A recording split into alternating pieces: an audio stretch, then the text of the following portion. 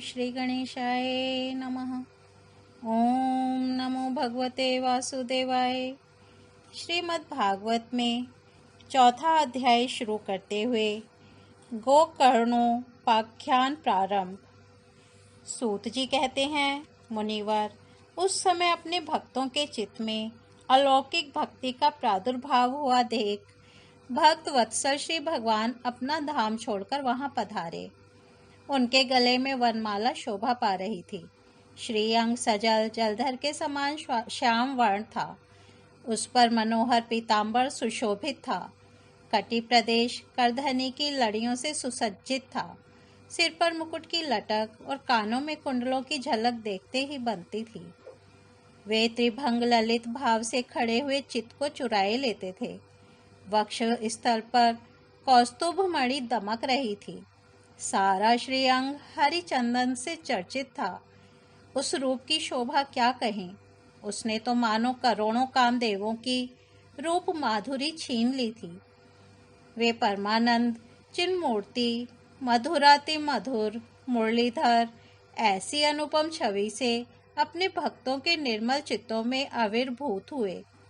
भगवान के नित्य लोक निवासी लीला परिकर उद्धव आदि वहां गुप्त रूप से उस कथा को सुनने के लिए आए हुए थे। प्रभु के प्रकट होते ही चारों ओर जय हो की ध्वनि होने लगी। उस समय भक्ति रस का अद्भुत प्रवाह चला। बार बार अबीर गुलाल और पुष्पों की वर्षा तथा शंख ध्वनि होने लगी। उस सभा में जो लोग बैठे थे उन्हें अपने देह गेहे और आत्मा की भी कोई सुधि न रही। उनकी ऐसी तन्मयता देखकर नारद जी कहने लगे,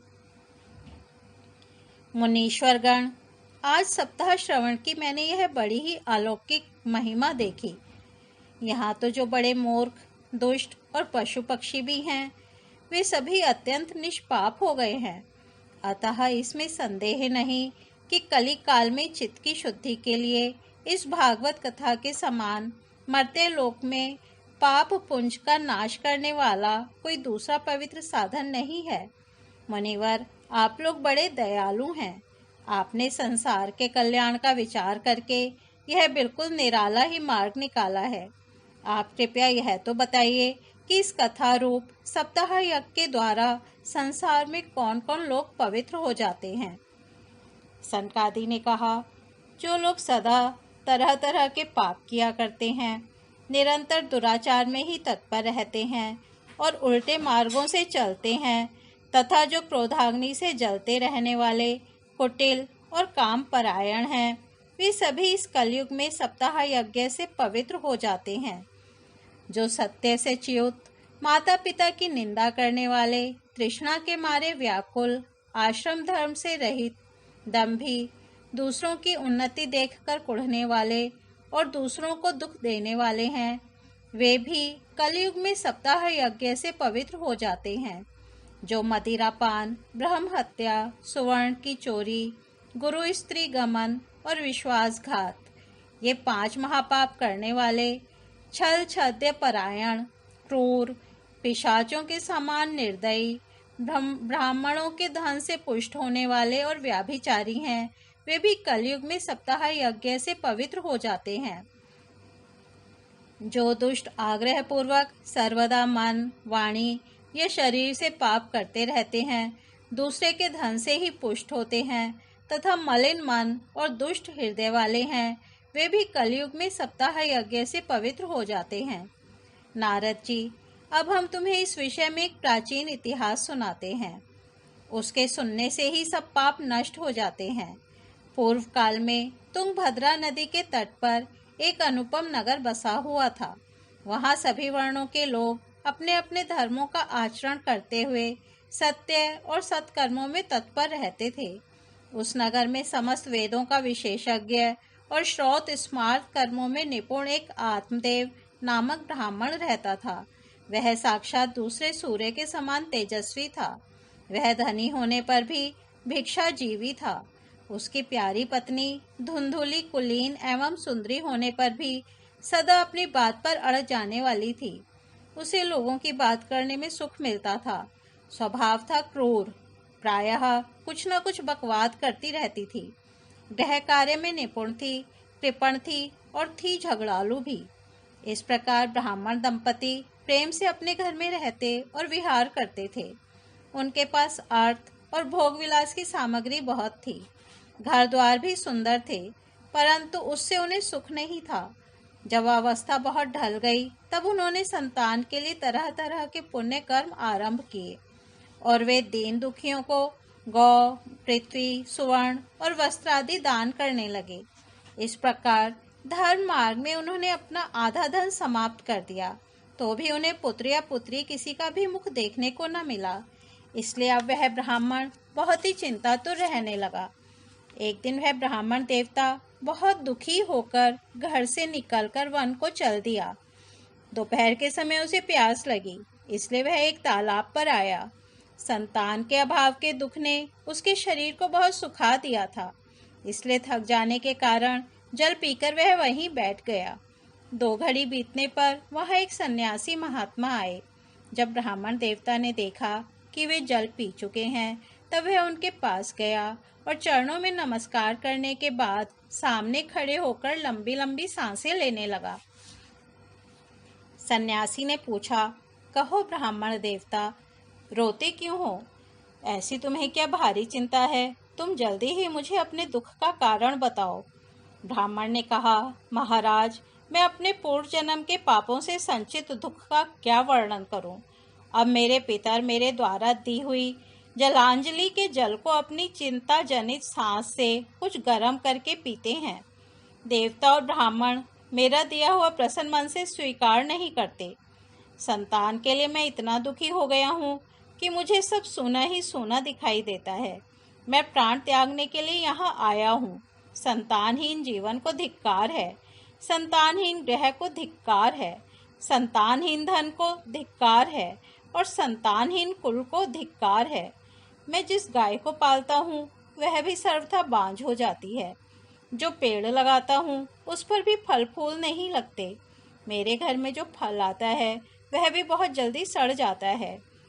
जब मैं ऐसा अभागा और पुत्रहीन हूँ, तब फिर इस जीवन को ही रखकर मुझे क्या करना है? यूं कहकर वह ब्राह्मण दुख से व्याकुल हो उन सन्यासी महात्मा के पास फूट फूट कर रोने लगा। तब उन यतिवर के हृदय में बड़ी करुणा उत्पन्न हुई। वे योगनिष्ठ थे। उन्होंने उसके ललाट की रेखाएं देखकर सारा वृतांत जान लिया और फिर उसे विस्तार पूर्वक कहने लगे। सन्यासी ने कहा, ब्राह्मण देवता, इस प्रजा प्राप्ति का मोह त्याग दो। कर्म की गति प्रबल है। विवेक का आश्रय लेकर संसार की वासना छोड़ दो। विप्रवर, सुनो, मैंने इस समय तुम्हारा प्रारब्ध देखकर निश्चय किया है कि 7 जन्म तक तुम्हारे कोई संतान किसी प्रकार नहीं हो सकती। पूर्व काल में राजा सगर एवं अंग को संतान के कारण दुख भोगना पड़ा था। ब्राह्मण, अब तुम कुटुंब की आशा छोड़ दो। संन्यास में ही सब प्रकार का सुख है। ब्राह्मण ने कहा, महात्मा जी, विवेक से मेरा क्या होगा? मुझे तो बलपूर्वक पुत्र दीजिए, नहीं तो मैं आपके सामने ही शोक मूर्छित होकर अपने प्राण त्यागता हूँ। जिसमें पुत्र स्त्री आदि का सुख नहीं है, ऐसा संन्यास तो सर्वथा नीरस ही है। लोक में सरस तो पुत्र पौत्र आदि से भरा पूरा गृहस्थ आश्रम ही है। ब्राह्मण का ऐसा आग्रह देखकर उन तपोधन ने कहा, विधाता के लेख को मिटाने का हठ करने से राजा चित्रकेतु को बड़ा कष्ट उठाना पड़ा था। इसलिए दैव जिसके उद्योग को कुचल देता है, उस पुरुष के समान तुम्हें भी पुत्र से सुख नहीं मिल सकेगा। तुमने तो बड़ा हठ पकड़ रखा है और अर्थी के रूप में तुम मेरे सामने उपस्थित हो। ऐसी दशा में मैं तुमसे क्या कहूँ? जब महात्मा जी ने देखा कि यह किसी प्रकार अपना आग्रह नहीं छोड़ता, तब उन्होंने उसे एक फल देकर कहा, इसे तुम अपनी पत्नी को खिला देना, इससे उसके एक पुत्र होगा। तुम्हारी स्त्री को 1 साल तक सत्य, शौच, दया, दान और एक समय एक ही अन्न खाने का नियम रखना चाहिए। यदि वह ऐसा करेगी तो बालक बहुत शुद्ध स्वभाव वाला होगा। यूं कहकर वे योगीराज चले गए और ब्राह्मण अपने घर लौट आया। वहां आकर उसने वह फल अपनी स्त्री के हाथ में दे दिया और स्वयं कहीं चला गया। उसकी स्त्री तो कुटिल स्वभाव की थी ही। वह रो रो कर अपनी एक सखी से कहने लगी, सखी, मुझे तो बड़ी चिंता हो गई। मैं तो यह फल नहीं खाऊंगी। फल खाने से गर्भ रहेगा और गर्भ से पेट बढ़ जाएगा, फिर कुछ खाया पिया जाएगा नहीं। इससे मेरी शक्ति क्षीण हो जाएगी। तब बता, घर का धंधा कैसे होगा? और दैववश यदि कहीं गांव में डाकुओं का आक्रमण हो गया तो गर्भिणी स्त्री कैसे भागेगी? यदि सुखदेव जी की तरह यह गर्भ भी पेट में ही रह गया तो इसे बाहर कैसे निकाला जाएगा? और कहीं प्रसव काल के समय वह टेढ़ा हो गया तो फिर प्राणों से ही हाथ धोना पड़ेगा। यूं भी प्रसव के समय बड़ी भयंकर पीड़ा होती है। मैं सुकुमारी भला यह सब कैसे सह सकूंगी? मैं जब दुर्बल पड़ जाऊंगी तब ननद रानी आकर घर का सब माल मता समेट ले जाएंगी और मुझसे तो सत्य शौचादि नियमों का पालन होना भी कठिन ही जान पड़ता है। जो स्त्री बच्चा जनती है उसे उस बच्चे के लालन पालन में भी बड़ा कष्ट होता है। मेरे विचार से तो वंध्या या विधवा स्त्रियां ही सुखी हैं। मन में ऐसे ही तरह तरह के कुतर्क उठने से उसने वह फल नहीं खाया, और जब उसके पति ने पूछा फल खा लिया तब उसने कह दिया हाँ खा लिया। एक दिन अपनी बहन अपने आप ही उसके घर आई। तब उसने अपनी बहन को सारा वृतांत सुनाकर कहा कि मेरे मन में इसकी बड़ी चिंता है। मैं इस दुख के कारण दिनों दिन दुबली हो रही हूँ। बहन, मैं क्या करूँ? बहन ने कहा, मेरे पेट में बच्चा है। प्रसव होने पर वह बालक मैं तुझे दे दूंगी। तब तक तू गर्भवती के समान घर में गुप्त रूप से सुख से रह। तू मेरे पति को कुछ धन दे देगी तो वे तुझे अपना बालक दे देंगे। हम ऐसी युक्ति करेंगे कि जिसमें सब लोग यही कहें कि इसका बालक 6 महीने का होकर मर गया, और मैं नित्य प्रति तेरे घर आकर उस बालक का पालन पोषण करती रहूंगी। तो इस समय इसकी जांच करने के लिए यह फल गौ को खिला दे। ब्राह्मणी ने स्त्री स्वभाववश जो जो उसकी बहन ने कहा था वैसे ही सब किया। इसके पश्चात समय अनुसार जब उस स्त्री के पुत्र हुआ तब उसके पिता ने चुपचाप लाकर उसे धुंधली को दे दिया, और उसने आत्मदेव को सूचना दे दी कि मेरे सुखपूर्वक बालक हो गया है। इस प्रकार आत्मदेव के पुत्र हुआ सुनकर सब लोगों को बड़ा आनंद हुआ। ब्राह्मण ने उसका जातकर्म संस्कार करके ब्राह्मणों को दान दिया, और उसके द्वार पर गाना बजाना तथा अनेक प्रकार के मांगलिक कृत्य होने लगे। धुंधुली ने अपने पति से कहा, मेरे स्तनों में तो दूध ही नहीं है, फिर गौ आदि किसी अन्य जीव के दूध से मैं इस बालक का किस प्रकार पालन करूंगी? मेरी बहन के अभी बालक हुआ था, वह मर गया है। उसे बुलाकर अपने यहाँ रख लें तो वह आपके इस बच्चे का पालन पोषण कर लेगी।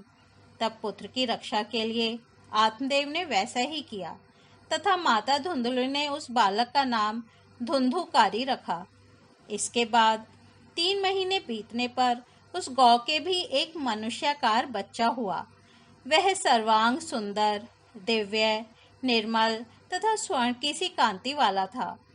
उसे देखकर ब्राह्मण देवता को बड़ा आनंद हुआ, और उसने स्वयं ही उसके सब संस्कार किए। इस समाचार से और सब लोगों को भी बड़ा आश्चर्य हुआ, और वे बालक को देखने के लिए आए तथा आपस में कहने लगे, देखो भाई, अब आत्मदेव का कैसा भाग्य उदय हुआ है। कैसे आश्चर्य की बात है कि गौ के भी ऐसा दिव्य रूप बालक उत्पन्न हुआ है। दैवयोग से इस गुप्त रहस्य का किसी को भी पता न लगा। आत्मदेव ने उस बालक के गौ के कान देखकर उसका नाम गौकर्ण रखा। कुछ काल बीतने पर वे दोनों बालक जवान हो गए। उनमें गौकर्ण तो बड़ा पंडित और ज्ञानी हुआ, किंतु धुंधुकारी बड़ा ही दुष्ट निकला। स्नान, शौच आदि ब्राह्मणोचित आचारों का उसमें नाम भी न था, और न खान पान का ही कोई परहेज था। क्रोध उसमें बहुत बढ़ा चढ़ा था। वह बुरी बुरी वस्तुओं का संग्रह किया करता था। मुर्दे के हाथ से छुआ हुआ अन्न वह खा लेता था। दूसरों की चोरी करना और सब लोगों से द्वेष बढ़ाना उसका स्वभाव बन गया था। छिपे छिपे वह दूसरों के घरों में आग लगा देता था। दूसरों के बालकों को खिलाने के लिए गोद में लेता और उन्हें चट कुएं में डाल देता। हिंसा का उसे व्यसन सा हो गया था।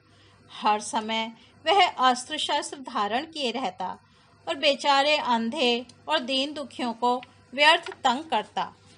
चांडालों से उसका विशेष प्रेम था। बस हाथ में फंदा लिए कुत्तों की टोली के साथ शिकार की टोह में घूमता रहता। वैश्याओं के जाल में फंसकर उसने अपने पिता की सारी संपत्ति नष्ट कर दी। एक दिन माता पिता को मार पीट कर घर के सब बर्तन भांडे उठा ले गया। इस प्रकार जब सारी संपत्ति स्वाहा हो गई, तब उसका कृपण पिता फूट फूट कर रोने लगा और बोला, इससे तो इसकी माँ का बांझ रहना ही अच्छा था। कुपुत्र तो बड़ा ही दुखदाई होता है। अब मैं कहाँ रहूं, कहाँ जाऊं? मेरे इस संकट को कौन काटेगा? हाय, मेरे ऊपर तो बड़ी विपत्ति आ पड़ी है। इस दुख के कारण अवश्य मुझे एक दिन प्राण छोड़ने पड़ेंगे। उसी समय परम ज्ञानी गोकर्ण जी वहां आए और उन्होंने पिता को वैराग्य का उपदेश करते हुए बहुत समझाया। वे बोले, पिताजी, यह संसार आसार है, यह अत्यंत दुखरूप और मोह में डालने वाला है। पुत्र किसका, धन किसका? स्नेहवान पुरुष रात दिन दीपक के समान जलता रहता है। सुख ना तो इंद्र को है और न चक्रवर्ती राजा को ही। सुख है तो केवल विरक्त एकांत जीवी मुनि को। यह मेरा पुत्र है, इस अज्ञान को छोड़ दीजिए। मोह से नरक की प्राप्ति होती है। यह शरीर तो नष्ट होगा ही, इसलिए सब कुछ छोड़कर वन में चले जाइए। गोकर्ण के वचन सुनकर आत्मदेव वन में जाने के लिए तैयार हो गया और उनसे कहने लगा, बेटा, वन में रहकर मुझे क्या करना चाहिए, यह मुझसे विस्तार पूर्वक कहो। मैं बड़ा मूर्ख हूँ। अब तक कर्मवश स्नेह पाश में बंधा हुआ अपंग की भांति इस घर रूप अंधेरे कुएं में ही पड़ा रहा हूँ। तुम बड़े दयालु हो, इससे मेरा उद्धार करो। गोकर्ण ने कहा, पिताजी, यह शरीर हड्डी, मांस और रुधिर का पिंड है।